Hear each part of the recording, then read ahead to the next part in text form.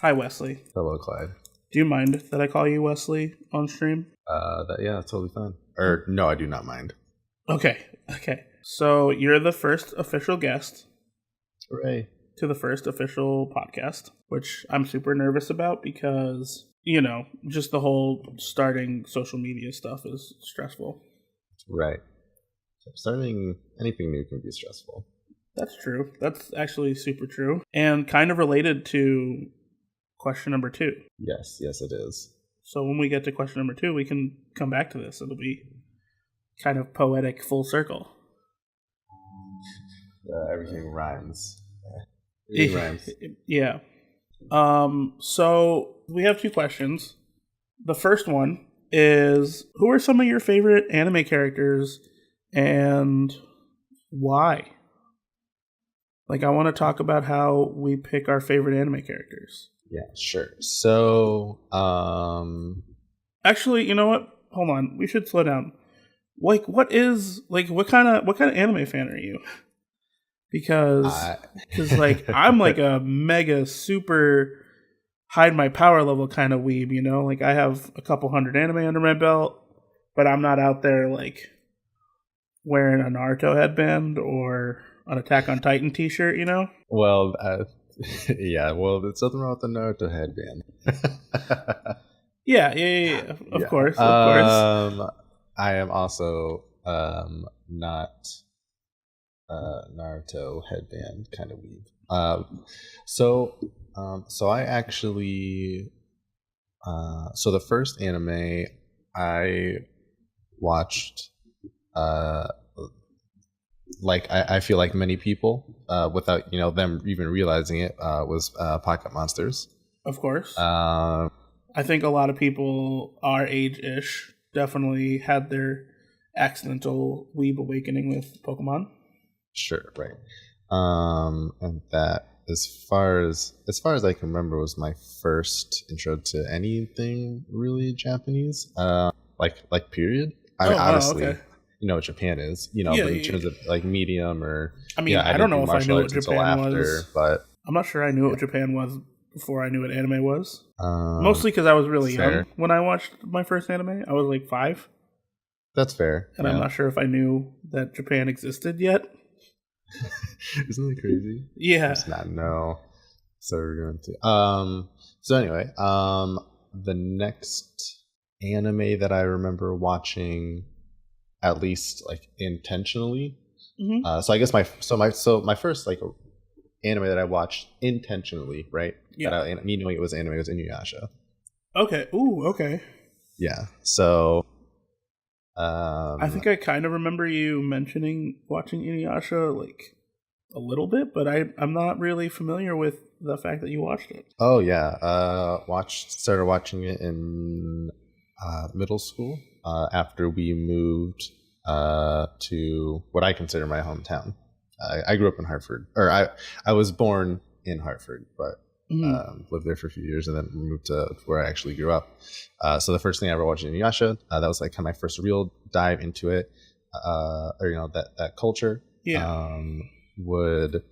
And I went all in, right? Or like as all in as you could as, a 13-year-old boy, right? Especially back then in like 2004-ish, whenever that was airing on Toonami and stuff. Right, exactly. Because actually, I don't even know if it was 13, because it was like middle school. It wasn't high school. Yeah, I was a freshman in high school when I watched Inuyasha on Adult Swim or Midnight Run or Toonami or whatever they were calling it back then. Yeah, they had like an hour or 2 hours of anime or whatever it was. Yeah, every night. Yeah, I remember night, that. Yeah. So I remember exactly the first time I watched it. So I had heard of Inuyasha, for a while. I did a lot of role playing as a kid on Neopets. Oh, on the forums. Yeah. I relate. Yeah. And the the people I RP'd with and like the universe that we RP'd in was like an Inuyasha universe, but I didn't know what it was. I never watched it before. Okay. But, I'm just RPing with all these, which I assume young girls, because Inuyasha is a chick show, right? Basically, yeah. And they're like, oh, I asked oh, what's like who's this person that gets mentioned sometimes? 'Cause, it's all those C's, and they're like, oh, like this is all from like the show. I'm like, oh, what? And they're like, oh, we thought you knew. It's like, no, I had no idea. Wow. Yeah. So I, like did some Googling around, and I saw that it was showing on Toonami, right? But it was like past my bedtime, and like I couldn't even stay up that late, like even if I wanted to, right? I just could not stay up that long. Yeah, no, I get it. And then eventually I was sick, so I slept all day, and I was up late, and I was flipping through, and I caught it like mid-episode.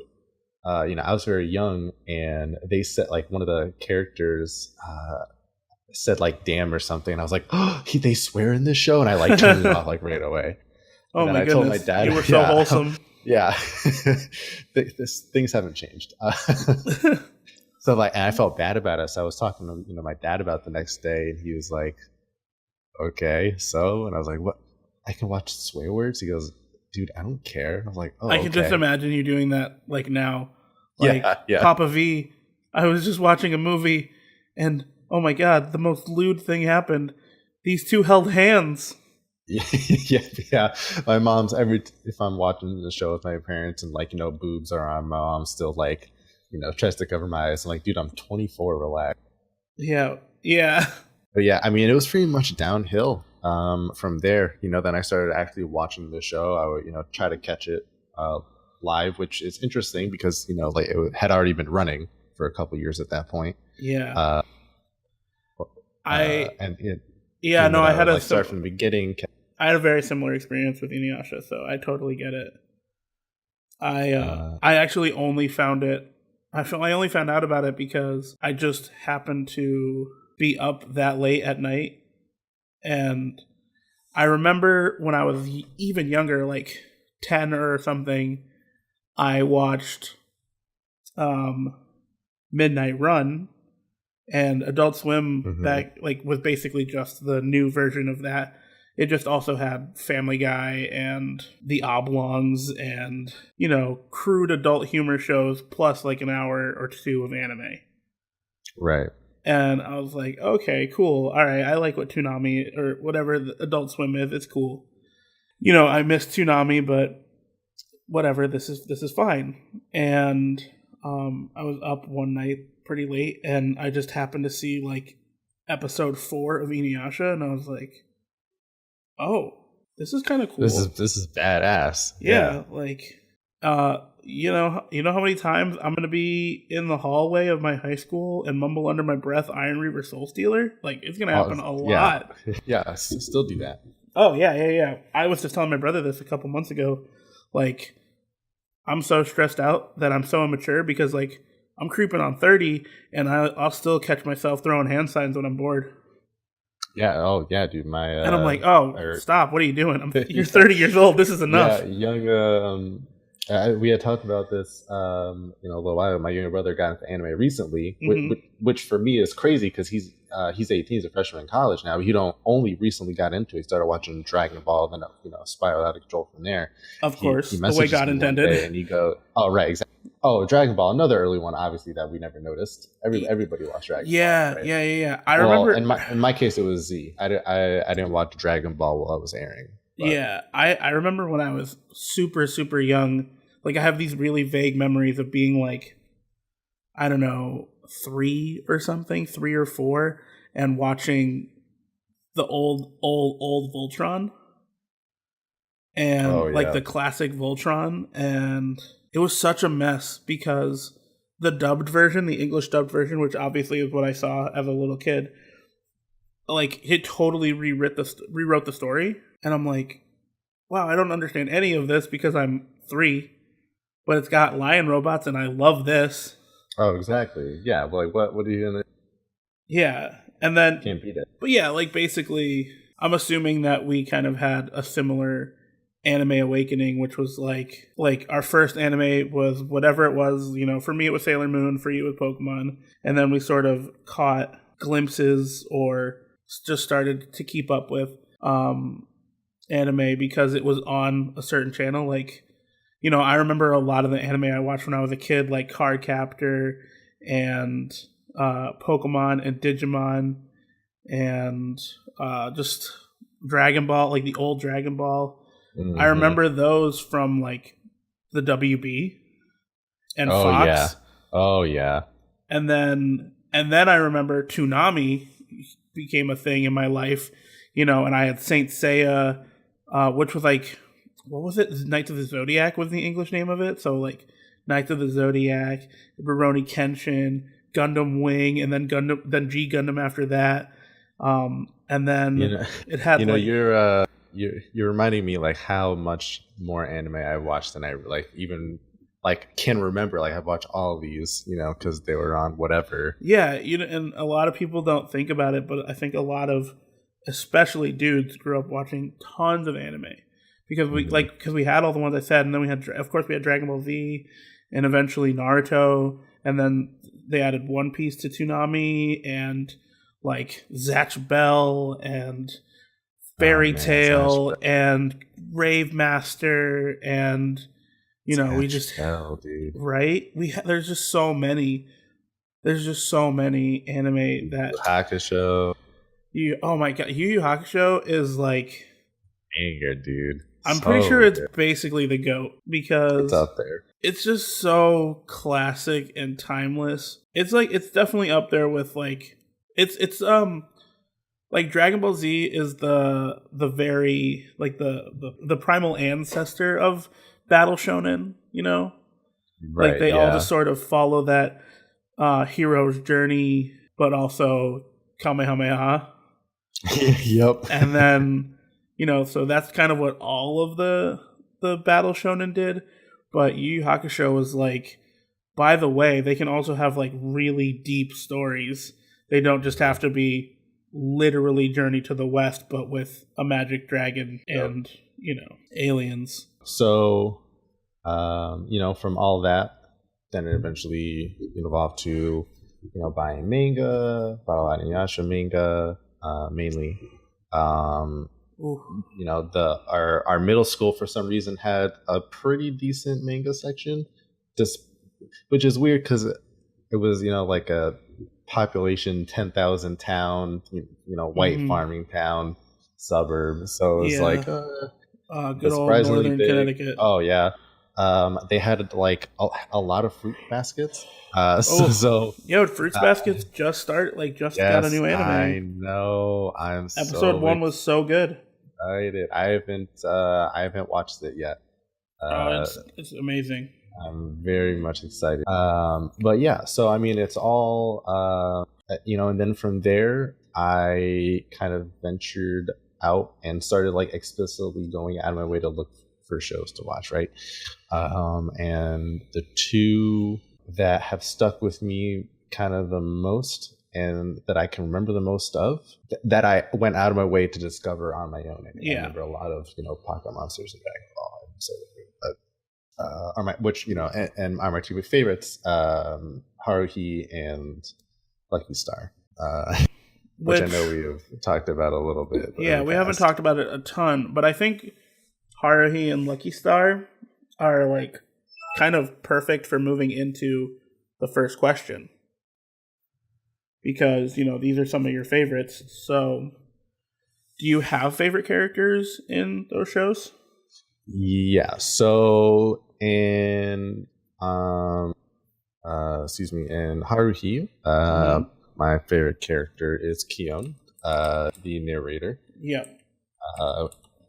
Excellent, just a great character, great voice acting, even on the dub. It's one of my favorite. I think it's one of the best dubs. It's a good dub, yeah. I don't love it as a dub, but like I watched it as a dub first. Yeah, it's one of the few anime that I saw the dub before a sub, and I actually like the sub better because a lot of the dubs, they just are imprinted in my brain as like this is the way it has to sound. Like it's like with Dragon Ball Z and for a little while, even Naruto, I was like, ooh, I don't like Naruto subbed. And but now, I watched all of Dragon Ball Super, and they've never changed the voice actors for any characters, like ever. in the Dragon Ball franchise. So watching Dragon Ball in Japanese was like really tough for me because everyone in Goku's family has the same voice actor. Like yes. Goku, Gohan, Goten, they're everybody. It's all the same except for like those three, you know, is what I mean. But like Raditz has a different voice actor. Bardock has a different voice actor. You know, that's kind of what I meant. But like, so I think Kyon's my favorite character from Haruhi as well, because he's like a perfectly balanced insert character. Oh, yes. Because he's like obviously fantastical. Like he's not just some random high school kid. Except for that, he totally is just a high school kid. Like anybody could have ended up where he is. Well, he is fantastical in the sense that it could have been anybody, but it's not his Kyon. Yeah, which isn't even his name. Right, yeah. No, which is hilarious. Yeah, I love it. We don't know his name. Like, still, after all these years. Yeah. But yeah, no, you're right. That's kind of what makes him so interesting, because, you know, he's the narrator, but he's not the main character, right? Kind of like Great Gatsby. Yeah. But, you know, everything is still through his perspective. But we still don't really learn a whole lot about him, other than his interactions, you know, we know about him based on how he feels about the main character and like the interesting people when he's like the normal guy, right? Yeah. Like all of his character development is really just his character development that happened because of the main cast, the rest of the main cast. Exactly, right. And it's such a fun and it's such a fun cast too, you know. Oh yeah, because we have the bored god that is Haruhi, the bored oblivious deity. Yeah, like she has no idea. Well, I think she might have an idea, like a very faint idea of it. I kind of get those vibes in the later episodes, and especially in the movie, the disappearance movie. Yeah. It's one of those things where, or you know, that's how at least I perceive it. You know, she has maybe a faint idea because that's what she would like. Yeah. But oh, that's ridiculous, right? There's always that beating thing in the back of her head, like, oh, time travelers can't be real. Like, as much as I want them to, as much as I would like to find them, there's that that sliver of a doubt.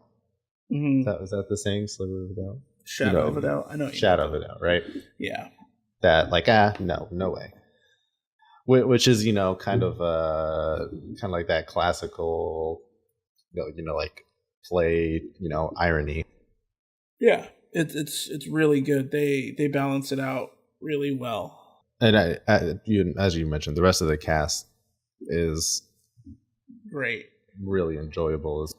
Yeah, I really like Asahina and Itsuki and Yuki and Haruhi. They're all great.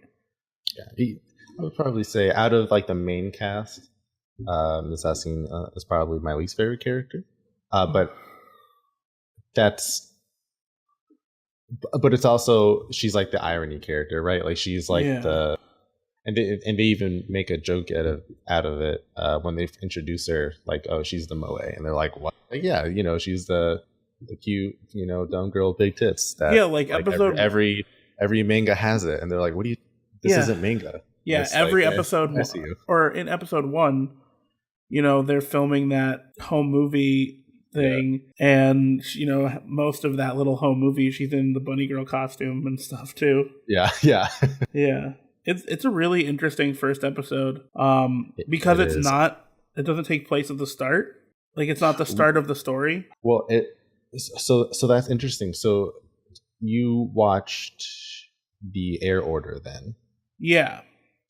So I didn't do that until my second watch through. So I watched chronologically first, right? So chronologically, that happens like middle-ish? Exactly. Yeah. Episode-wise, middle-ish, but like the exact time of the year, I forget. But it is, the air order, the way it was aired matches more closely to the book order and the chronological, because even the books are out of order chronologically. Mm-hmm. Yeah, I like the air order a lot. I do as well because it gives a more satisfying ending. Yeah, I've watched it all the way through 3 times. And the first time I watched it all the way through, I watched it the air order. And the second time watching it all the way through, I watched it chronologically because somebody said that it's kind of different if you watch it that way. And I was like, okay, cool, I'll do that. And then the third time I watched it all the way through in the airing order because I prefer it. But I only watched 2 episodes of The Endless Eight. I watched the first one and the last one. Yep, that's and really all you need to do. And there are some people who so there's kind of like communities, like there's anime communities about watching Haruhi, like watch it this way, watch it that way. And I see 2 main camps of skip the Endless Eight kind of people. Well, I guess it's kind of 3. There's people who are like, just don't watch the Endless Eight. It's not a big deal. Like, just watch the first episode of the Endless Eight, and then you don't have to watch any more of it. It's fine. You can skip all of it. But then there's also the camp that I got convinced by, which is to watch the first and the last one, because that's really all you need. But I think a totally valid version of it is to watch the first, second, and last episode of the Endless Eight. Yes. So that you can really get the most impact. And having watched all of those episodes the first time I went through it, and the second time I went through it, I kind of do think that the best way is the first, the second, and the last episode of the Endless Eight. Yes. Alternatively, the first, second to last, and last. Oh, that could be good too. Because you start to really understand what is happening in a much more impactful way. Because you can watch those 3 and then think, oh man, somebody watched 8 of these? Ugh. Yeah. Yes, we all did. Yeah. And it was, could you imagine because like I watched it in the airing order, but I didn't watch it while it was airing, if you know what I mean? So could you imagine being like keeping up with that weekly and then that happening to you for 2 months? Yeah. So what's interesting about the Endless Eight is that like it's not just reusing like animation, right? Like a lot of some of it's reused, but a lot of it is like like new angles or slightly like different variations. It's like it's like they're like full episodes that they just decided to redo. Yeah. It's kind of crazy. Yeah, it's like a really weird budget choice. Yes. Well, I think it was part of kind of that, like what I know a lot of people like to refer as the golden era for anime. So so I would imagine it had a lot more artistic to budget freedom. And KyoAni is a pretty big studio, and Haruhi novels are crazy popular. Like even back then, they were super popular. Actually. Well, I didn't know that. That's crazy. Yes, I do. Yes. Yeah. So we've gotten off topic super far. Yeah, well, but it's a good topic. It's okay. Yeah. So as far as to rein in a little bit, as far as choosing a favorite character or like why Kion is my favorite character, or to be specific with Kion, that's actually a really good question. Maybe there are more natural choices. You know what I mean? But you know what I mean, like. Like we all have our I think going back to our Battle Shonen origins, we could look at like Dragon Ball Z and Naruto. Like I like very different characters now than I did when I was 12. Sure. Right. In both of those shows. So, I don't know that's totally valid. I don't know what made 12-year-old me think Vegeta was my favorite character. Maybe it was because I liked how angry he was and how he just wasn't Goku. Yeah. But also, like 29-year-old me can barely tell you why my favorite character is Frieza.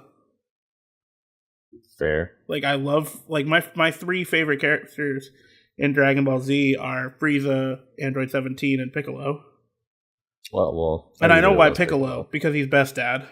Right, yeah, true. And I've liked 17. 17's been, like, in my top 3 forever, but Frieza's kind of, like, a newer thing. Mm-hmm. I think it's probably because of his presence in the Dragon Ball Super movies. Like, the Resurrection of F movie was, like, a big deal. And I think it's basically since then he's been my favorite because, like, I've always liked Frieza because I think Frieza's the best villain of the whole show. That's debatable because Cell's really good too. And if anybody thinks Boo's the best villain, well, they could have handled. You can have your opinion about that, but your opinion's wrong. Yeah. But yeah, like, I could barely tell you why my favorites are those. So I think the big thing is, like, how do we pick our favorite characters? Because it just kind of seems instinctual. Yeah, I would agree. So if I give you a little more thought the last couple minutes, Kion is probably the hardest one for me to describe. I think I think it's his opening line about Santa Claus. Yeah. Because I was the same way. There's a story my mom likes to tell. To keep it short, I don't think I ever believed in Santa, or maybe I did for a year or two. Then I was like, well, this doesn't make any sense. Yeah, I had Santa ruined for me. Child, yeah. I had Santa ruined for me when I was really young on accident. I was 5, and I caught my mom doing Santa stuff. Right. And I was like, oh, okay. And I was never upset about it. But, really funny story to continue with that. I believed in the Easter Bunny until I was 9. Well, the Easter Bunny is real, so. Of course. Sorry, I didn't mean to imply otherwise. Right, of course. I just meant the holiday version of the Easter Bunny. I thought that was real. Not the real Easter Bunny. And, why would you think otherwise? Mm-hmm. I mean, of course. Yeah. On the Lucky Star side, it probably gets a little easier for me. I really like, what's her name? Not Kagami, her sister. Tsukasa? Yeah. Tsukasa, yeah. I was actually on the fence about my favorite Lucky Star character because I haven't finished Lucky Star. So I think picking a favorite's kind of hard. It's a real toss up for me between Tsukasa and Miyuki. Mm-hmm. With the slight edge to Tsukasa, Miyuki is to me. Tsukasa is a more kind of believable, Luffy, naive character, right? Where Miyuki is almost comically that. Yeah. Yeah. No. I get you. And Kanata is just insane. She is, just obsessed and 110% all the time on all of her weeb shit. Yeah. I know what you mean. And then, Kagami, I like Kagami. I think she's a good character. I don't mean this in a negative way, but she's a tryhard, right? Oh, yeah, absolutely. When I was, for sure. As a student in particular. Mm-hmm. So, when I was, growing up, I would relate kind of most to Tsukasa, not really tryhard, just kind of playing it by ear, not bad student, but not as good as her sister. Not that granted I was the best academically of my siblings, but that's not the point. Right? Yeah, no. So it just I actually just discovered this. I think I told you this. We talked about it very briefly a couple months ago. That all of the voice actors in Lucky Star are also in Haruhi. Mm-hmm. Yep. And I couldn't remember who Asahina's voice actor was.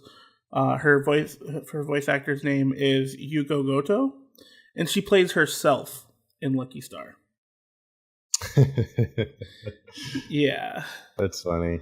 Yeah, she's like a super over the top anime version of herself. in the show. But no, I totally. So like, Lucky Star is just one of many shows in the cute girls doing cute things genre.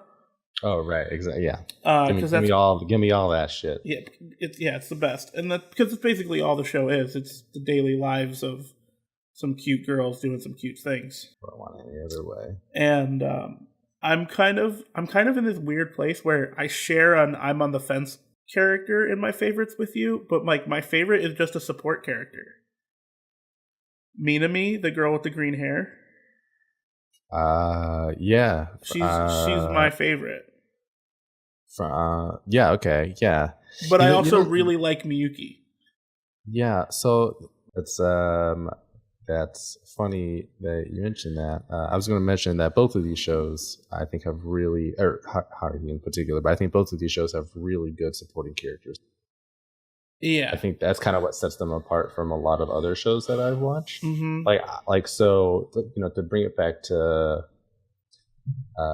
so Dragon Ball Z has a kind of a big main cast, I guess.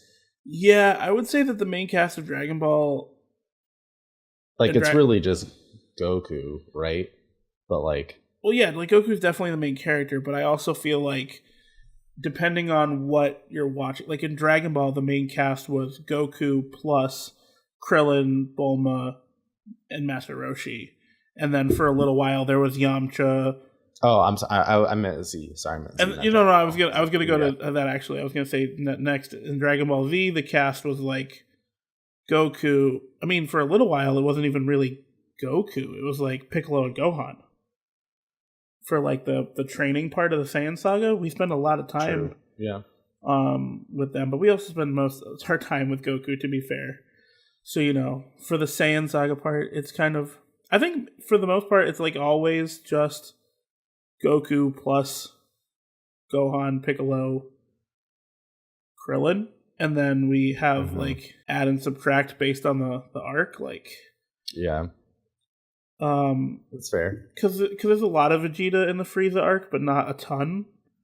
But then all the android stuff and all the Boo stuff, Vegeta's a very main character, and Trunks too, for the android stuff. Yeah. But overall, it's a lot, right? Yeah, it's always a lot. Conversely, look at say Inuyasha. Can you name any side characters? I can't. I mean, I can name. I guess not really. Like the only side character that I remember is Sesshomaru, but he's not necessarily a side character because he's one of the main antagonists of the story. Yeah, right. Yeah, right. But he's also he's an anti-villain, and I love that. Oh yeah, good old anti-villain. I think Sesshomaru is a great example of an anti-villain in anime because he's not really like a bad guy on purpose. He's just a bad guy because that's just what the world that's what from our position as regular humans. That's just what he is. Mm-hmm. And because he's a very honorable person. But yeah, I couldn't tell you the name of a villager or an old man. Yeah, couldn't do it. I mean, I could name tons of characters from Inuyasha. There's Inuyasha and Moroku and Kagome and Kikyo and Kaide and what's the name of the girl with the giant boomerang? Sango. Yeah. Sango? Sango. Yeah, that sounds right. Yeah. Oh, yeah, Japanese. Her brother, something Maru, I think. I don't know. Good question. See? Yeah, we can't name him. Yeah, and he's even a major villain for a while, too. Let's see what his name is. I think it's something Maru, but it could be... I could be thinking of... Shippo. There we go. So, according to my anime list, Sesshomaru is just a supporting character. So is Kikyo. Koga, Rin, Naraku. Naraku's literally the main villain. He's not a supporting character. Yeah. I mean, he is a literal supporting character in that he's not the main cast, but he supports the story. What is this kid's name? Bankotsu. Oh man, you remember Bankotsu and his 7 other swords people?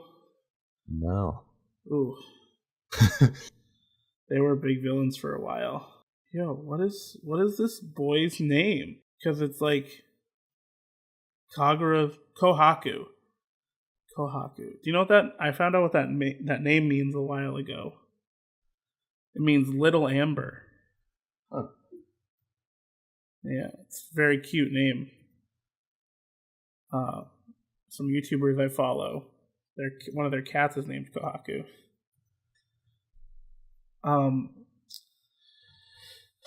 Yeah, who's your favorite character from the main cast of Inuyasha? Just Inuyasha? Sango, actually, Sango. Sango's great. So the reason why is literally just like her giant boomerang is like freaking cool. Like that's it. No other discernible reason. I just really like her boomerang. That's it. Mm-hmm. Mm-hmm. And like I can't explain. I'm sure there's another subconscious reason. Maybe I think she's cute. Like I don't know. I just like her boomerang. Maybe I think she's cute. Mm-hmm, mm-hmm. I see what you're doing there. So Shomaru's always been my favorite character in Inuyasha. It's a good character. I like that he's kind of an edgelord. He's a little broody. He's very high school, you know? Yep. He's like absolutely an angsty weeb character. Mm-hmm.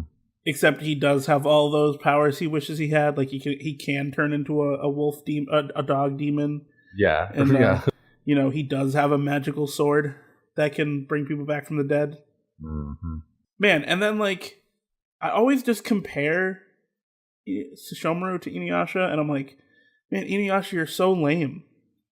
Yep. Your sword looks derpy compared to how cool. Like, what is the sword? What is the sword's name?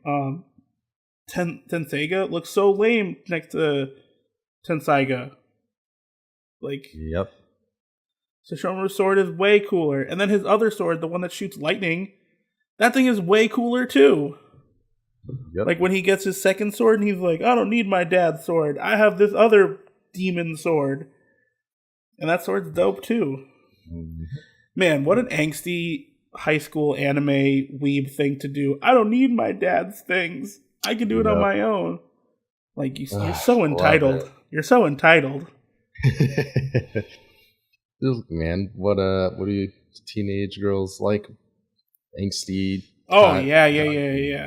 I think if you asked any girl who watched Inuyasha growing up, like any girl who watched it growing up would be like, "Oh yeah, Sesshomaru is my favorite too."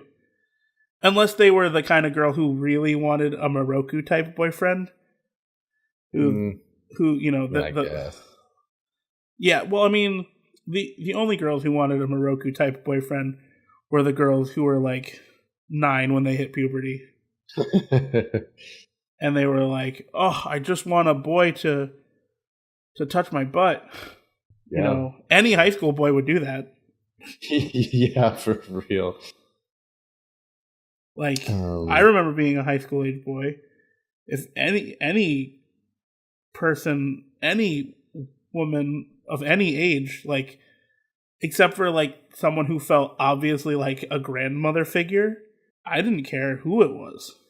Right, yeah. Like 12 to 18-year-old me, like touching that butt, dude. Yeah, 12 to 18-year-old me. Another 12-year-old asked me to touch her butt. Done.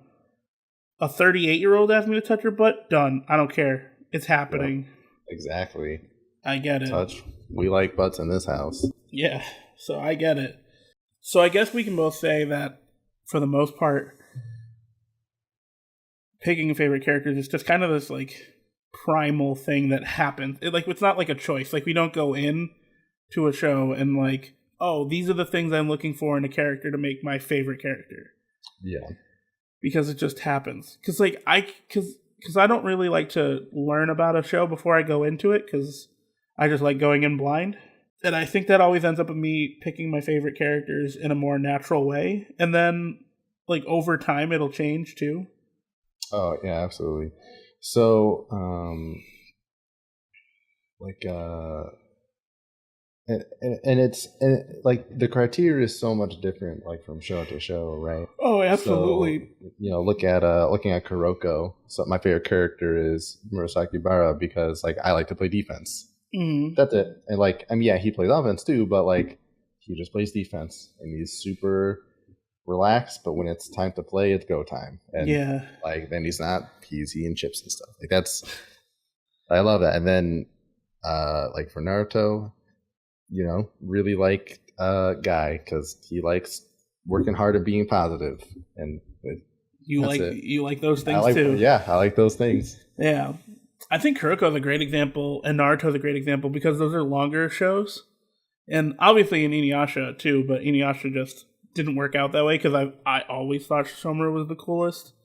But like in Kuroko for me, I transitioned from like through 3 characters to finally reach who my favorite is.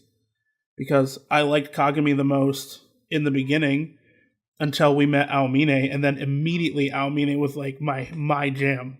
Mm-hmm. Oh yeah, I love Aomine, and he's still like a very close second place. And then we get to the last season, and I'm like, oh wow, Kisei is my favorite because pretty boys, dude. What are you gonna do? I mean, yeah, between like the pretty boy thing, I'm okay with it, and I just like that he's so talented, but he also, 100% respects his team after getting whooped by Kagami and Kuroko, and he's like, yeah, basketball is like a team thing, and I really care about my friends, and he's definitely like that friendship is magic kind of character. Yep. And normally that's not my favorite character archetype. I like the Aomine characters, the like a little bit broodier, but just like the main character. Mm-hmm. Like Bleach, for example, my favorite character is Renji, who is just Ichigo but with red hair and more like I follow the rules. Mm-hmm. And then Naruto. Who's my favorite? Man, I don't even know. I mean, my favorite Naruto character is Hinata. So that's, again, like totally different than what I've been talking about, right? Right. Like Hinata is so different from Kisei and Sesshomaru, but I just really like Hinata. I think what really made me like Hinata is like to push her over the edge, because I think I liked Lee the most until this one moment where I liked Hinata, which is when she goes to fight Pain. No, it's actually before that. It's like towards the end of the first season of regular Naruto, where that extended group. So it's like Naruto, Hinata, Shino, Akamaru, and Sakura. The gang, are all on a mission together, and it's like dealing with the bees or whatever it was, and Naruto sees Hinata training at night, and she's like practicing her like trigrams laser slashes, and I'm like, yo, the trigrams are so sick, but I hate Neji. Yeah. Well, I mean, you were made to hate Neji, right? He was the early rival, right? Well, he was the like moral wall, the values wall, because he stood in front of both Naruto and Sasuke. Yeah. For different, like for Naruto, like he was basically like the character that Naruto had to put up or shut up with his morals, Mm-hmm. Like Naruto believed that everybody deserves equal treatment and to prove themselves, and everybody can be strong if they work hard. And Neji's like, nah, screw that. It's all about talent, not hard work. Hard work means something, obviously. Otherwise, he wouldn't be a ninja. But also, like, people are naturally going to have a better advantage, and he's not wrong. Talented people are going to be better at that thing that they're talented at when they work hard at it than somebody else who's not talented who works hard. Maybe that's why I like Neji and Murasaki Bara so much, because they're basically the same character. Yeah, I mean, basically. They are basically the same character, except, Murasaki Bara doesn't die. Spoilers. Yeah, too soon. And I end up liking Neji, later on, right? Because he gets beaten. A long arc. Yeah. He finally realizes that. Well, you know what? Maybe he was. You know what's crazy though? Neji was, because Naruto just has like an unfavorable amount of talent. Yeah, he has. So Neji was right. Yeah, Neji was right all along. because Naruto has mutant genetics. Like, he has totally unfair and completely irrational genetics. Because, like, we don't know anything about the third's family or whatever, but he himself being himself is enough, you know? Like, the third Hokage, or not the third, the fourth Hokage, rather, was, like, a big deal. Yeah. Like he was just this nobody who all of a sudden is like, oh yeah, by the way, I'm the fastest ninja ever. Until Naruto and Sasuke. Right. And maybe even Itachi. Like, Itachi's not super... Yeah, he's fast, but I don't think he's like Naruto and Sasuke fast. Because, like, speed is kind of like their thing. Guy bent space, dude. True. Guy is fast enough to bend space-time. So he's either fast or massive. Yes.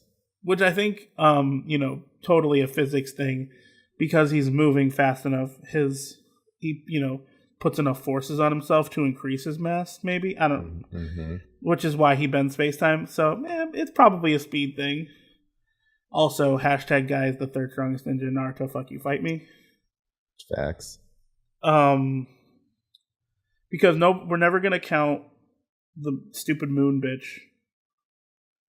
She doesn't count because she's an alien. She's an alien. She's not a ninja. Granted, she's why there are ninjas, but she's not a ninja. So we're not counting her. So obviously that just means if we were, then sure, Guy wouldn't be third, but we don't because she's not a human. It's not fair to compare her. It's not, right? So he's the third strongest human. Because, like, who else are you going to pick? Madara, who would have lost if he wasn't immortal because of some cheap, stupid jutsu from the dumb moon lady? Yeah. Like, no. He should have won that with the dopest kick of all time because he turned his foot into a black hole dragon. That's the best kind of it's my new D&D guy. Black hole dragon? Black hole dragon. So I think this is the perfect transition since we've been talking about Battle Shonen for a little bit. Or Shonen in general, rather. Because we were talking about Kuroko just a wee bit. But, like, these Shonen shows that we've been talking about, like Dragon Ball, Naruto, One Piece, Inuyasha, Kuroko, etc., etc., etc. These are all shows made for, like, 10 to 15-year-old boys. Mm-hmm. Inuyasha to a lesser extent because it's targeted at boys and girls. More especially like targeted towards girls in a way that the rest on this list aren't. Mm-hmm. And so I'm thinking, do you think, as somebody who doesn't watch, 5 to 10 seasonal anime per season, do you think there is a genre that could be, massive enough to pull more people in? Because I think we do a good job of getting people interested in anime in the West with shonen. But do you think there's something else that we could bring over? Like something else that would have the mass appeal? A genre? Yeah. That's a good question. What would get people more interested? Because, really to get me invested, I want some good characters. Robots are a bonus. Fantasy sword fights are also a bonus. And, like, that's it for me. Like, I don't care what genre it really is. Obviously, romance shows aren't going to have the same kind of appeal. Yeah. Because I feel like convincing the average Western anime fan to watch a romance show is like pulling teeth. Yep. Because unfortunately, I kind of equate a lot of the anime culture to sexism, and I also equate not liking romance to sexism for some reason. And maybe it's more like that specific brand of it that I don't like. Mm-hmm. Like the guys who are like, romance is bad because women are bad. Because I also hate the women who are like romance is bad because men are bad too. Like I don't like the idea of that is just weird to me because romance shouldn't be gender locked. Yep. Like just like who you like for the reasons you like them and get over it. But I don't think most people want to feel that way. I mean, I think they do it to some extent, but that's not what we're here for. Yeah. So I did do because you kind of showed me the question a little beforehand to prepare a little bit. So I actually did go and look at shonen anime from 2010 onward. Yep. And there are four shows that started after 2010.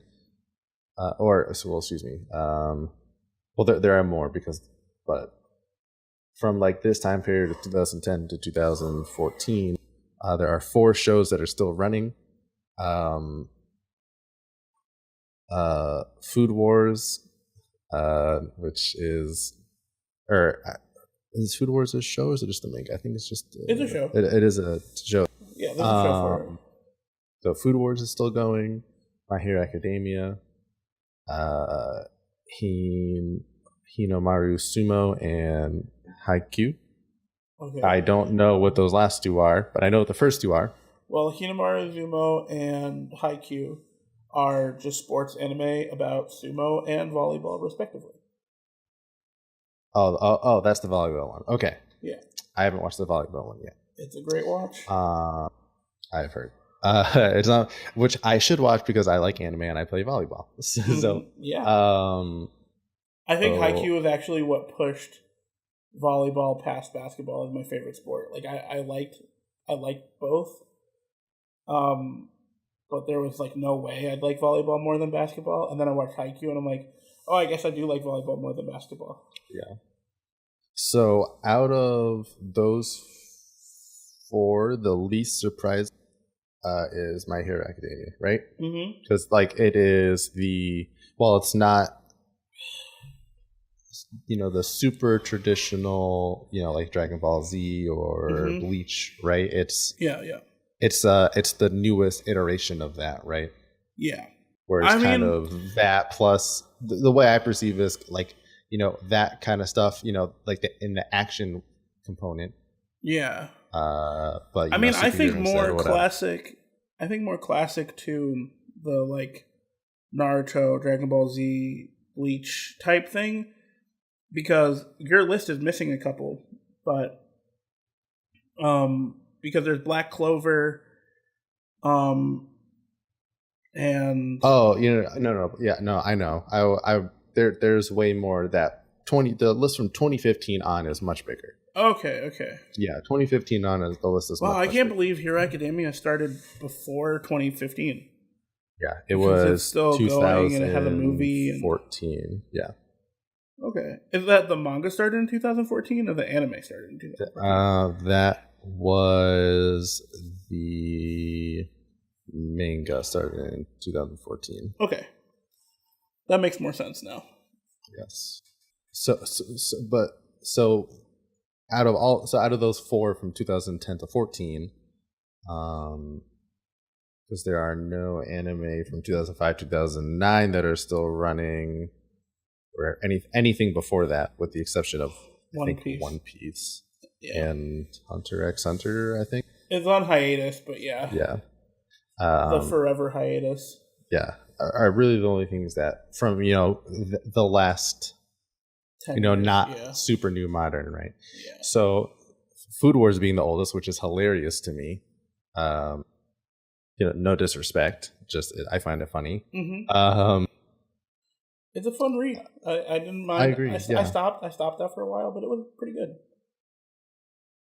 But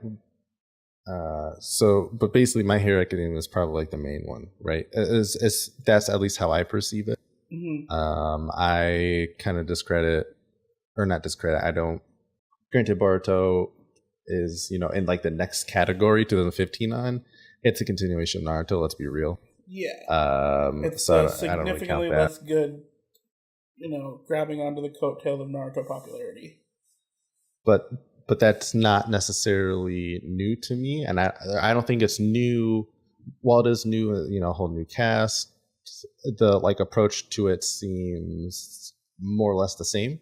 Yeah. Where My Hero Academia and the way I perceive it kind of combines that I don't want to say old school because Bleach isn't old school, but old school Bleach, Dragon Ball, Naruto, that action, badass, kick-ass stuff with a little more slice of life because of the context of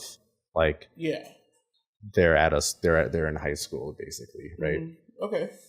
And since it's still kind of around, it's still going pretty strong. Yeah, it's very popular. Yes. Very popular. Maybe slice of life is a little more favorable, or maybe people just don't want. If all your episodes can, people hate filler, right? Of course, yeah. There's some good filler, but people generally don't like filler.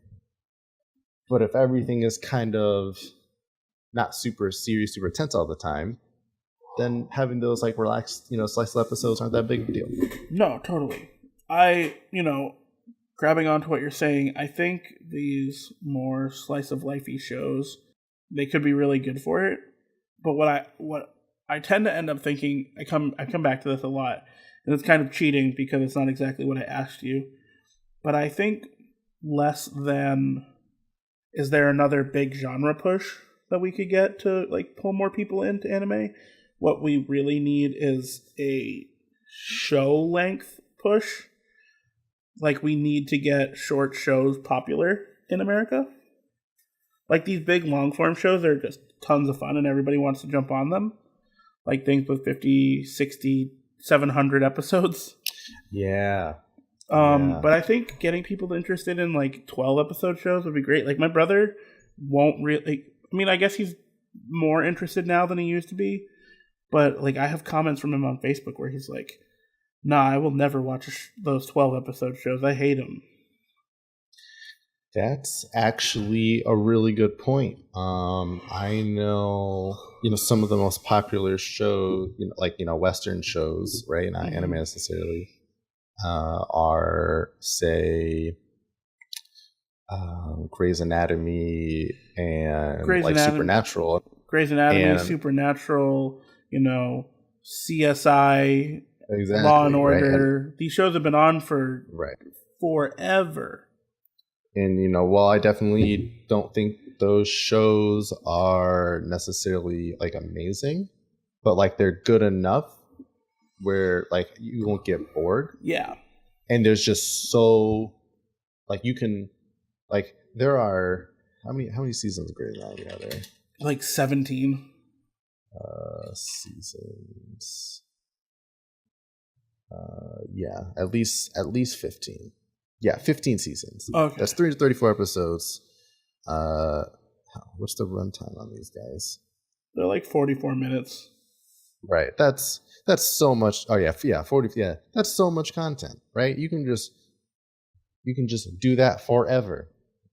It can take up your time, and you can really get attached to these characters over the course of, if not years, because you start to the front, but years worth of show to watch. Yeah, right? Yeah. And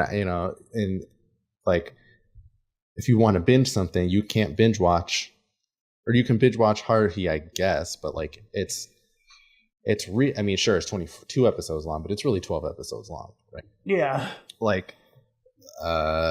Same with Lucky Star. Granted, Lucky Star is harder to recommend anyway, but it's 2 seasons of pretty good. Yeah. Or 1 season of great is a lot harder to sell than 15 seasons of this is all right. I could do this because you can just get invested. Exactly, right? People want that investment for that long term. Yeah, I think there's a lot of reward to holding on to it like that. But I also think there's room for that self-gratification when you finish a 12-episode show.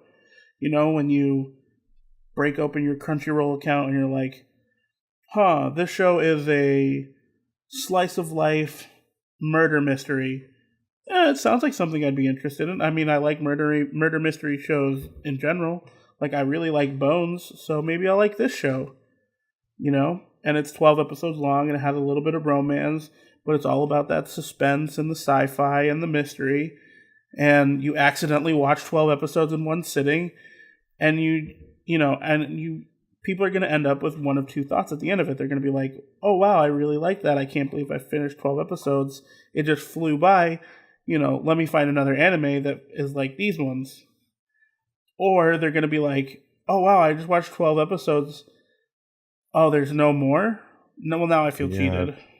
Yeah, I'm trying to think of like a popular like Western show that like I watched like while it was airing that only had maybe 2 or 3 seasons. I mean, I can think of a couple that have 2 or 3 seasons right now, but they'll definitely get more.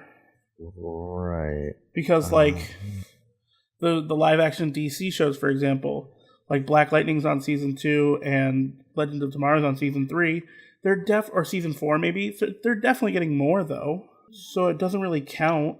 All right. So this one. Wait, hold on. Okay, no, this one doesn't even count.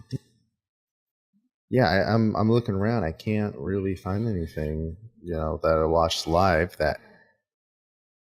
And I think all these shows, like when we make a Western television show, I think the goal is to make them long term.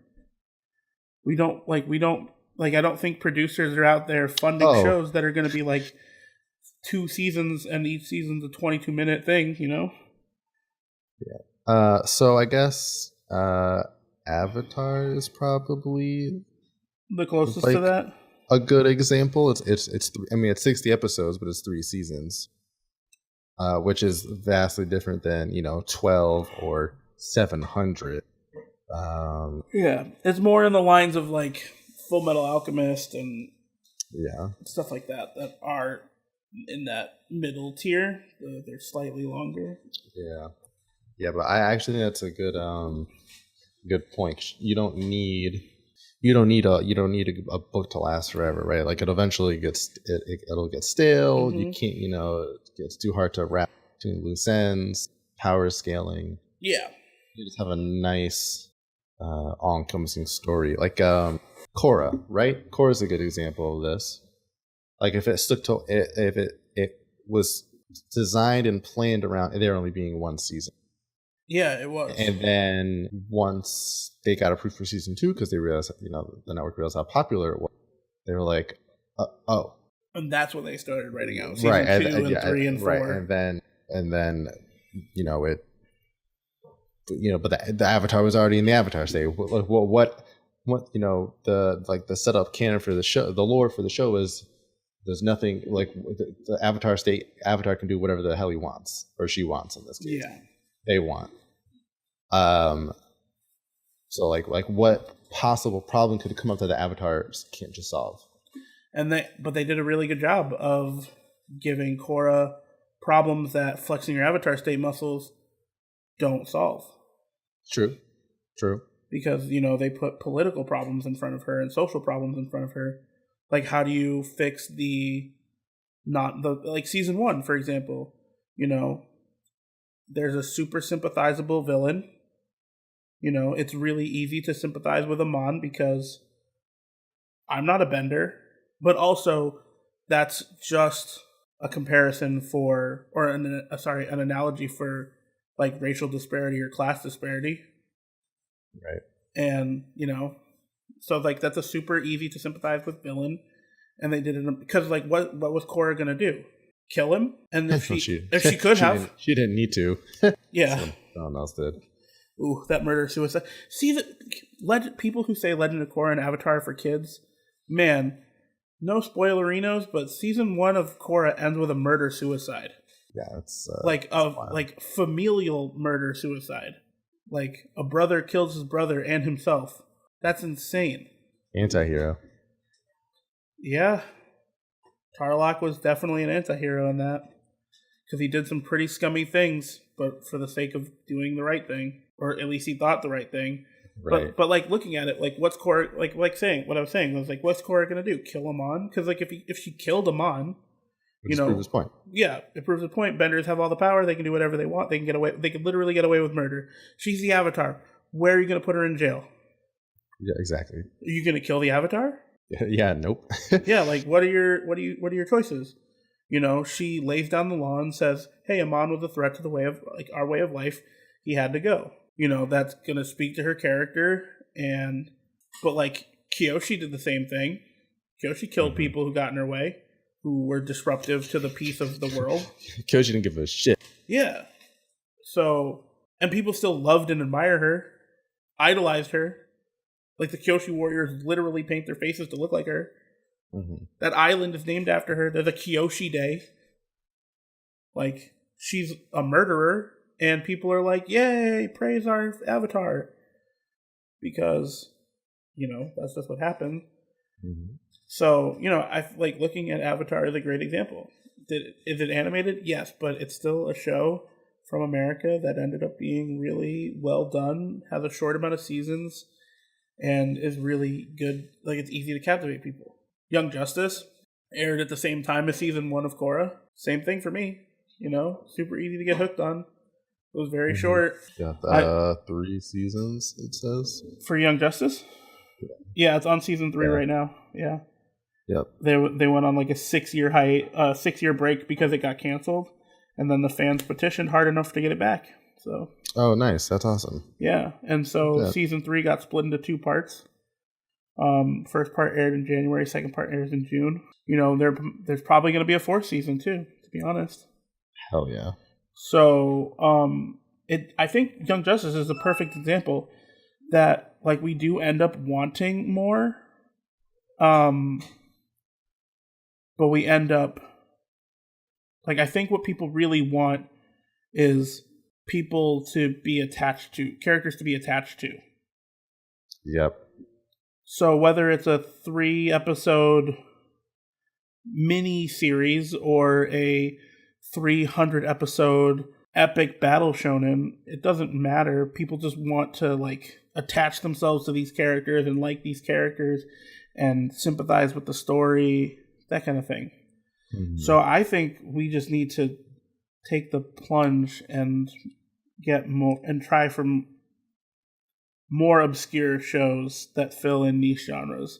Are dubbing companies and production companies and the distributors, are they going to take a loss at the early shots? Yeah, probably.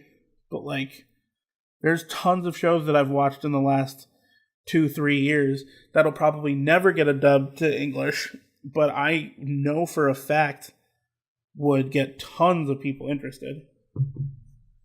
That being... Oh, just some examples? Sure, yeah. All right, let me pull up some examples from the last year or so. I watched a show... okay, here's a perfect example. Because it's kind of longer form, it's 50-something episodes. It airs yearly, but it's come out every year since 2011 or something, 2009. Mm-hmm. Precure. Oh, right. There's no English dub of Precure. Oof. Why? I don't know, but you ever want to get 8-year-olds interested in anime? Precure. That's a crazy that's not taken advantage of. Because Precure is the healthiest counter to My Little Pony I could possibly think of. Because it's Power Rangers for 8-year-old girls. Yes. And, there's nothing wrong with liking My Little Pony, obviously. But a lot of people don't like to let their kids really attach themselves to My Little Pony because of the stigma from the less savory folks who have attached themselves to it, Mm-hmm. I watched in the fall of 2018 one of my favorite shows of all times, one of my few 10 out of 10s, SSSS Gridman aired. And it's a spin-off thing of a show that aired in the early 90s. And the name is based off of the English and the Japanese names for the same show. Because the English name was SSSS, Super Samurai Cyber Squad. Cyber with an S. Right. Well, obviously. Yeah. And then And then like Electric Hero Gridman was the Japanese name. You know, and that I don't know if it has a dub. Let me check if it has a dub. No, it doesn't. It probably never will, but it's an amazing show. It's just, you know, like Ultraman, but has a deeper story. And they just made an Ultraman show on Netflix. Like there's a brand new Ultraman series on Netflix that has an English dub, you know? Like there you go. God bless Netflix, dude. Man, Netflix is going to save anime in the West, I swear. Oh, absolutely. I wonder if Overlord has an English dub. I feel like it should. It does. Oh, here's one. I'm pretty sure that Hatarak Saibo, which is Cells at Work, has an English dub. I'm pretty sure it does because it gets it doesn't. Cells at Work doesn't have an English dub, and Cells at Work gets like watched in schools right now because it's really good at talking about biology. Ah, yes. Do you know how much more accessible that show would be if it was in English? Yes, that one is on my to watch list actually. Yeah, it's crazy. It's crazy to me because that show would be way more accessible, and it's popular. Here's a like weird example, I think, but there's these two shows. One's a comedy and one's a romance. One's like a sci-fi comedy. The other one's a rom-com. But there's a show called Wotakoi, Love is Hard for an Otaku, or Love is Difficult for an Otaku in English. And it's like an office romance show. Are you telling me that people who like The Office wouldn't watch this? That's the other one, Hinamatsuri, the like sci-fi comedy, is one of the most popular comedies in Japan. It's one of the most popular mangas in Japan. Oh, it does have an English dub. Okay, that's perfect. Great. That's good to see. But you see what I mean, right? Like there's shows of all sorts of genres, all over the spectrum of different lengths and whatnot. And like I know it's hard for a production company, a subbing company, or rather a dubbing company, to just go in and pick up every single show and say, "Oh, let's dub this." Because one, you know, there's not enough talent, and two, there's definitely enough talent, but not enough people in the industry. Like, there's so many people out there who want to be a voice actor, but these companies will only hire the same 30 people. And they're tried and true, heavily. You know, they earned their stars and stripes, right? Like Troy Baker's been doing it forever. Matt Mercer's been doing it forever.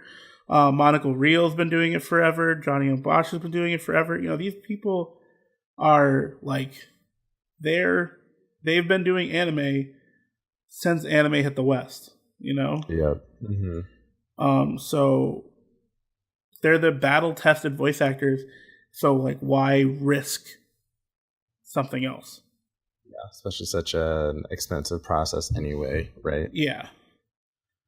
But I know they try to hire new actors because I've heard dubs of shows that I love with actors, and it's terrible.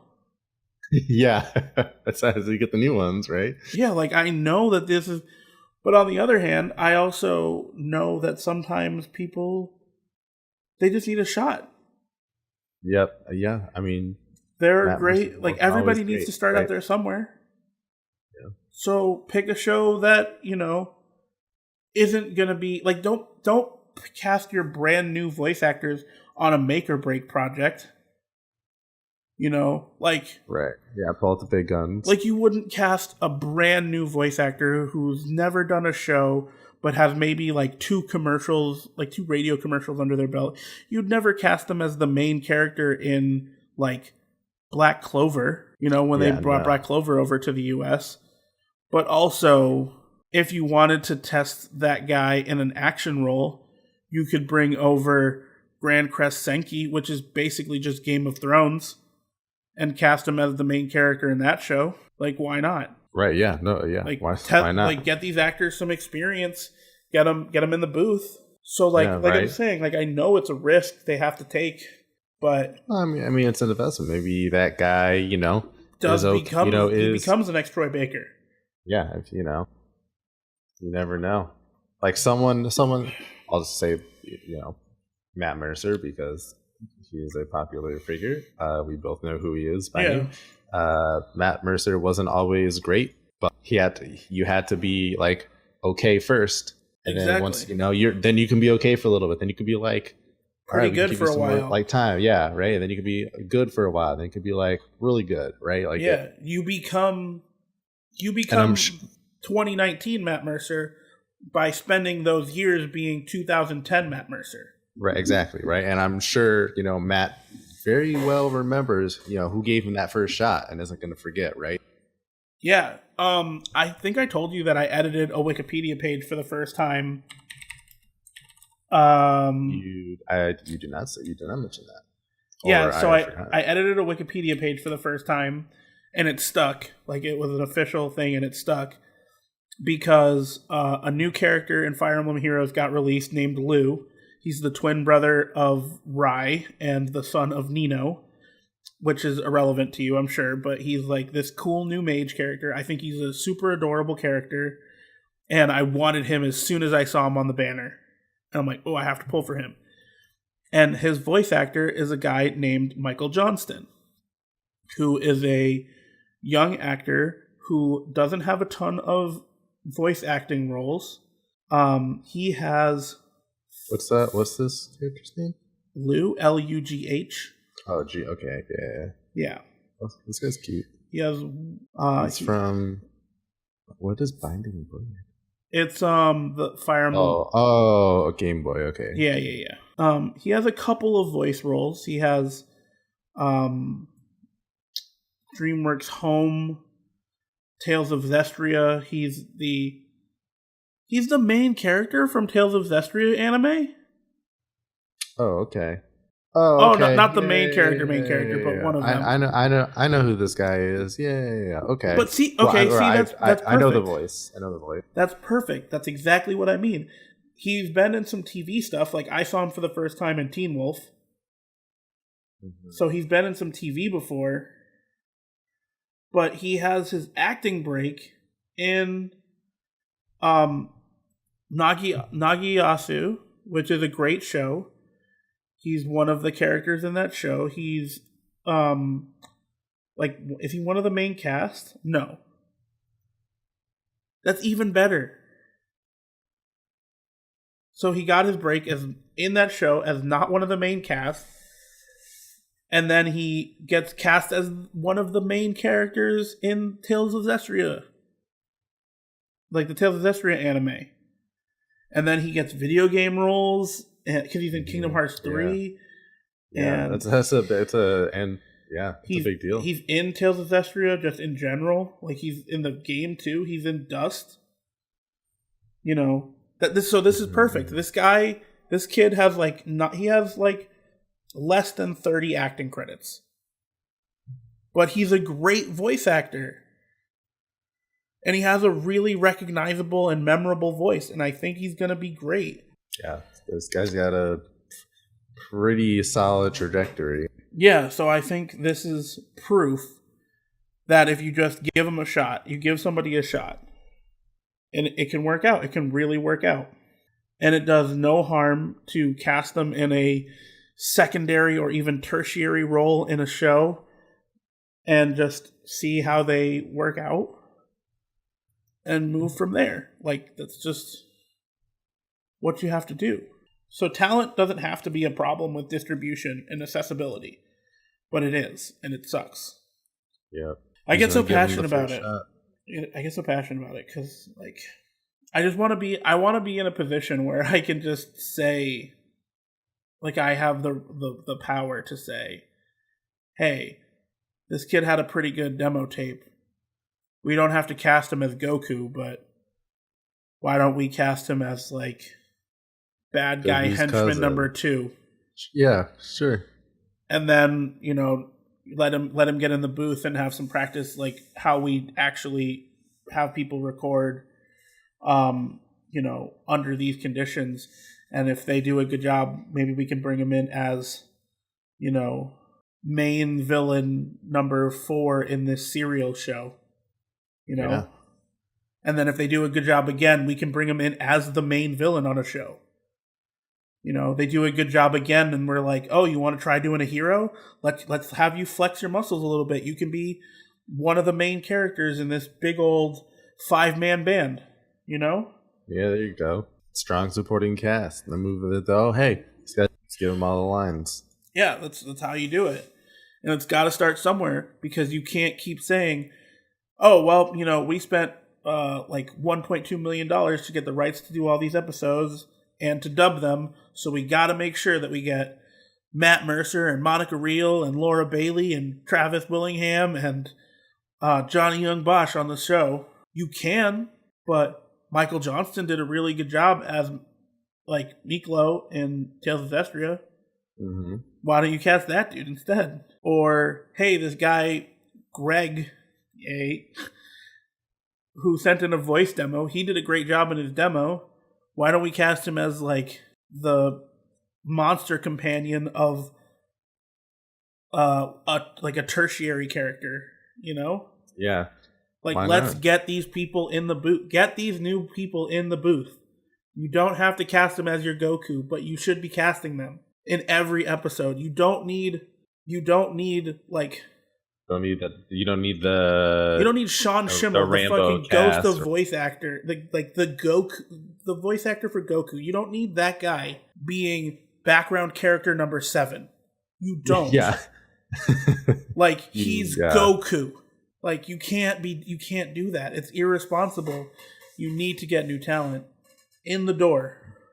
Especially maybe it's definitely cheaper, right? Obviously, because I already have them. But it's irresponsible, like, long for term, them, right? Because he won't be able to voice act forever. No, and especially because he's voice acting Goku. Right, exactly. Like, everybody who's in the main cast of anybody who's doing the main cast of a Dragon Ball Z character, like, they're not going to be voice acting as long as everybody else. Exactly. So it's like a bad investment decision to, like, stick to these people for so long, because, like I said, they are like battle-hardened veterans who are ready to do almost any role, which is really good, because you can put them in the roles of the biggest character in your show, because you know that they'll be reliable and like do a good job. But it's irresponsible and economically ridiculous to cast those same people in every role, big or small. The small roles should be going to random people. And if they don't do a good job, you tell them, hey, thank you for coming in. You didn't really meet the expectations we were looking for. Glad we could work with you. Send in another demo when you've done some more work. This is on your resume now. You can totally get some radio commercials. You can totally get an actual TV commercial voiceover. Maybe you'll get into a video game that some indie developer is doing. Do some, like, you have these, like... I mean, yeah, that guy with Dust. Exactly. He did Dust in 2012, and then suddenly, boom, here you go. Here's Teen Wolf, Tales of Zestria. He was like a big character in Supergirl last season. Like, he was only in a couple episodes, but he was like a big deal character for a couple episodes. He's in Kingdom Hearts. He's in Kingdom Hearts. Yeah. Like, what are you doing, man? And that all came from just doing Dust back in 2012. It's crazy. It's proof that you just need to get these kids in the booth. How old was he in 2012? He was 96er, so... 16? No. Yeah. Because in 2006 he was 10, in 2012 he was 16. Yeah, there you go. He was 16. Just old enough to get that money.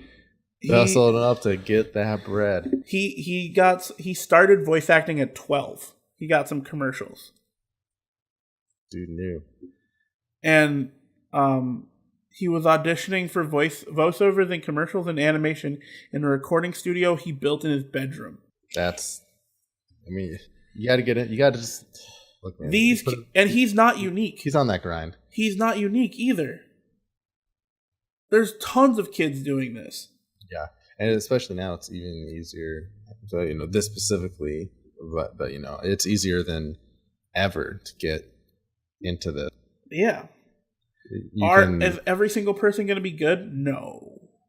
I'm not out here trying to say you should hire every 16-year-old who does an okay job. Yeah, I mean, you can literally go on Reddit and find projects to be a part of, or find. Our anime does it all the time. Yeah, it's crazy. Yeah. They're like, hey, we want to, as a thank you, do this joke dub thing for XYZ studio that made an anime we liked. And it happens all the time. Yeah. Critical Role just did it with the fan version of their theme song, their new theme song. Time or something to roll or whatever it's called. Yeah, for one of their side shows or whatever. I forget what it's called.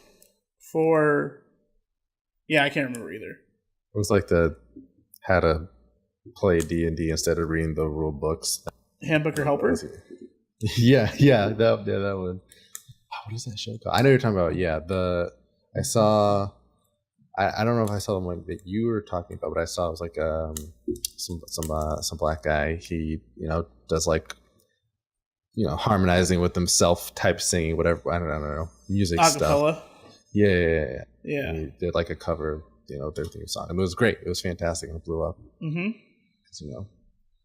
Yeah, there's so many talented people out there, and one of I think a prime example now that you're talking about that guy is man, do we see how many famous people, well, not famous people, but how many really talented singers are on YouTube?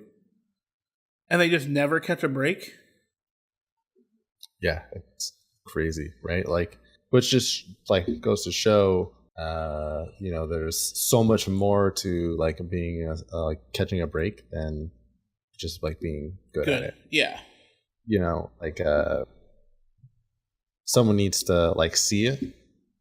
But you also need to be malleable, right? Yeah. You need to they're gonna make this financial investment into you. You need to work with them. It's not just singing. You gotta you gotta have the mindset to do appearances, be able to handle social media if you blow up, be able to deal with crazy fans. Yeah. Be able to perform, right? Be able to perform live. Yeah. There's so much more than just being able to sing. Yeah. I think, all these people can't do that, obviously. But that's a lot. Because you basically see them, they have to manage that all on their own. Yeah. So it's just it's a lot. It's a crazy amount of work. And I think being able to get in that position to catch that break, I think it's 80% you putting in that hard work, 20% somebody just being willing to take a chance. Yep, absolutely. Yeah, they just have to because it's not about getting the job, right? Getting the job comes from someone taking the chance. They just have to just pull that trigger on a small thing, it's all about the small things. All the small things. Thanks, Blink-182. Telling us the truth in the 90s. For real though. And I guess that really that's the pull on how we get anime more accessible in the West is we need more talent. Take more chances. Yeah, just take more chances on talent, more chances on shows. Premise. Yep. Have to be willing to just take those shows. I really truthfully believe that anybody who likes Game of Thrones would like Grand Crest Senki because it's basically just anime Game of Thrones. Yeah. I wouldn't disagree with that at all. Man, all the people who like Gundam out there, there's so many more mech shows than Gundam, but almost none of them are dubbed. With the Zoids, dude. Ooh. I know you're a big Zoids guy. I love them. It's crazy. So yeah, I think that's kind of what I like, because when I was thinking of the questions to ask you, like I liked those two a lot. And when I asked you Monday specifically, so that you could, like I told you them, so that you could start doing like a little bit of research about them, like not go too crazy, but to do some. I was thinking about it myself, and that's really all I could come up with is, it's not finding that genre break like we got with big shonens, but also, the making more anime available more, Yeah. And and also, like, why isn't there, I mean, like, I know why, but like, I understand that Cartoon Network and Nickelodeon are like all about their original content, but license some anime, guys. Like a little bit of it, Yeah. Like, don't leave it all to Funimation and them getting like a couple of shows with Toonami every like 4 years. Mm-hmm. No, I mean like Toonami aired Bleach for like way longer than Bleach ran because they would restart it all the time. Yeah, why not? They still air One Piece every week because of course they do. Well, it's still ongoing, so new episodes come out every week. Of course they air it. Geez. But if Toonami's only going to have a 4-hour anime block and half an hour of it is always One Piece, it's a 3.5-hour anime block. That cuts your number of shows down. But also, they're not going to play 4 hours of anime. They're going to play 2 hours of anime twice because it's expensive. Yep. Oh, yeah. So, it's... And also, that's not just an English dub problem. That's a Japanese sub problem too, because to legally view anime, you have to have a Crunchyroll account, a Hulu account, a Netflix account, and an Amazon Prime account. Yeah. To have access to all of it legally, and even then, you're not even going to get all the shows. You're just going to get what they think is good enough. Mm-hmm. But even then, that's not like... That's not an answer. That's and it's not enough to get everything. Yeah, it's just chokeholding you into enough, and that's why pirating exists. Because if Crunchyroll had a good video player and gave me access to all the anime that I wanted to watch, like any anime, I would pay upwards to what I'm actually paying for my internet bill. Yeah, right. I mean, there's a lot of anime. There's a lot of anime. A lot to watch. Yeah.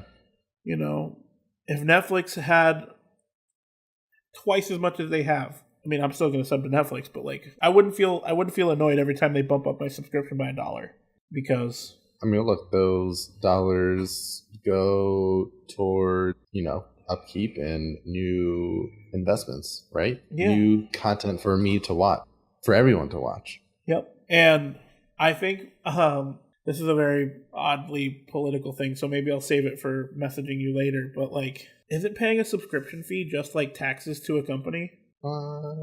Because you're giving them your money to access these services, but also parts of your money go to things you won't use. Like we pay taxes in Connecticut and Massachusetts respectively, but our federal taxes go to all roads. So like I don't need my taxes to pay for roads in Utah, and they're not because we don't pay for roads anywhere. But yeah. But you know what I mean. Well, I mean, I think broadly. I see your point, but I was just thinking of it in sort of the Netflix line. You know what I mean? You don't need to. You don't need to pay taxes to use like the roads. It was a bad analogy. I meant it in like a way that is often complained about. I think is more a specific way, because like using Netflix specifically, like your subscription fees go to upkeeps and new content, but not all of the new content are you going to use. But it is new content that everybody has access to. And so, and that's just what we want. That's what the dream for taxes is, Lots of services for everybody to have access to, even if you don't need it. Yeah, I suppose. Although I guess you're paying for the access, not the show. But yeah, it is. Like, so I could usually see some say, I don't care if they're getting 30 new anime this season, so I have to pay an extra $2. I just want to watch my 2 animes. Yeah. Or people who don't like anime who are like, man, I just want to watch Orange is the New Black and Black Mirror. I don't care if they add 6 new Marvel shows and 12 new anime and 48 nature shows, like whatever. Yeah, and 3 new originals. Yeah. Which are slap, by the way. Netflix is killing the game. It's great. But still. You see that the FCC slapped the Academy Awards about that because they wanted to block Netflix out? And the FCC's like, nah, you can't do that because there's like a law that says, there's like literally a law in place that says that you can't create a hostile situation for new competitors to enter your like competitive zone. So like shame on you. But we are getting heavily off topic, which I think kind of means this is just like a good place to wrap up. Alrighty. Like, I know I said to you that we would go until 10, but also I said to you, like, we can just end whenever that feels like we have a natural end. Yeah. And, like, I think this is good. Seems appropriate to me. Because, you know, we sort of agree, and we talked about that other thing, and I like it. And so I'm glad you were willing to be my first guest. Absolutely. I love talking. Yeah, we've been friends for, like, almost 8 or 9 years now. So it's been like 7, 8, 9, something like that. I was in high school, probably. I think it was like 2010, 2011 when we became friends, or when we like started. We talked for the first time. Was it? Because that's when I was living with Eric. Okay. That sounds. I'm sure I've played with you in League before that. No, I mean I didn't play League until I lived with Eric. So all right, well, yeah, then that'll be it. Yeah, so we've been friends for a while. Right. So you know, it's easy to talk to you, and I don't have to have that awkward like icebreaker period. We were just able to get in there. What's your favorite color? 3 things about yourself. Yeah, I was actually on the toilet thinking about ways to do icebreakers for future guests. Because my next podcast is 2 weeks out, and I don't have a guest yet. Get on that, Chief. Yeah, I want to get like a big voice, like a kind of big person. I saw that Destiny basically will debate anyone, like literally anyone, because he's had people who like don't have social medias or YouTubes or whatever, or like they're not streamers or anything like that. They just watch his stream or something, and he's like totally debated with them. You know, I'm like, I don't want to debate Destiny because that sounds like a headache. Right. But like, if I could find somebody who is like open to that idea, to the idea of like, yo, dude, I have like at the most I've ever had, I had 9 viewers one time, and only 5 of them were bots. So, come talk to me about anime for 2 hours or something would be sick. Sure, it wouldn't be that hard to find. Because I don't have to find a huge name in anime. I could just find like a middle name in anime, in the anime creative space. And not just that, but also like I want to talk about other stuff too. Like I want it to be kind of candid and let us talk about it however we want. That non-scripted life. So yeah, this was like super helpful. Yeah, of course, man. Anytime. Well, not anytime, but I know what you mean. The figurative anytime. Yes. Like, I'll do this anytime that I'm available and I'm not tired and I've got some free time and I ate correctly today. And, you know. But yeah, absolutely. Again, thank you. Of course, man. It was fun. I'll definitely ask you to come do this again sometime. I will likely say yes. Yeah. I don't know when it will be. I want to get a couple guests under my belt before I start bringing people back. But also, maybe I could bring you and Tristan and Jack in one day and we could just talk tabletop RPGs. Oh, that'd be fun. Yeah, maybe we could just do that a couple months out from now or something. Yes. Speaking of tabletop, I'm about to kickstart Lancer. Awesome. Great. Yes. Send me that link. I have the page open like literally now. Or like I opened it before we started and then I was Gotcha. Yeah. All right, well, I'm gonna end the stream here. Alrighty. All right. Bye. Bye.